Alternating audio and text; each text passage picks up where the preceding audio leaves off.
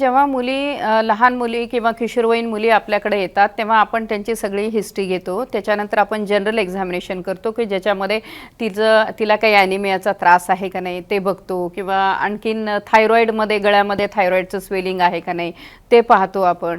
आणि पोटाची तपासणी, पोटामध्ये काही तुम्हाला गाठ लागते का किंवा काही लागतं वरून तपासणी करतो.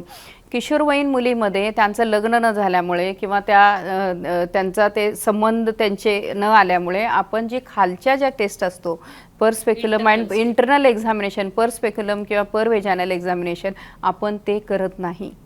ते योग्यही नाही आणि ते कायद्यानेही योग्य नाही, तर त्यामुळे ते आपण करत नाही. आणि त्याच्यानंतर मग आपल्याला लक्षात येतं की म्हणजे या मुलींना म्हणजे हार्मोन इम्बॅलन्स झाला असेल हे आपल्या लक्षात येतं.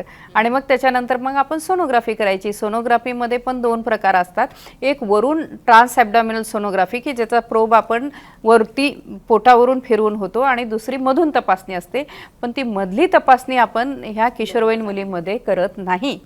त्याच्यामुळे ती लग्न झालेल्या महिलांची जर समजा आवश्यक वाटल्यास, कधी कधी काय होतं की म्हणजे पोटावरही जर सोनोग्राफीचा तो ट्रान्सड्यूसर प्रोब ठेवल्यानंतर जर समजा त्यांना लक्षात येत नसतील काही गोष्टी आणि त्यांना वाटलं मधून करायची, तर मग डॉक्टर स्त्रियांची कन्सेंट घेऊन त्यांना समजावून सांगून मग ते घेतात ते.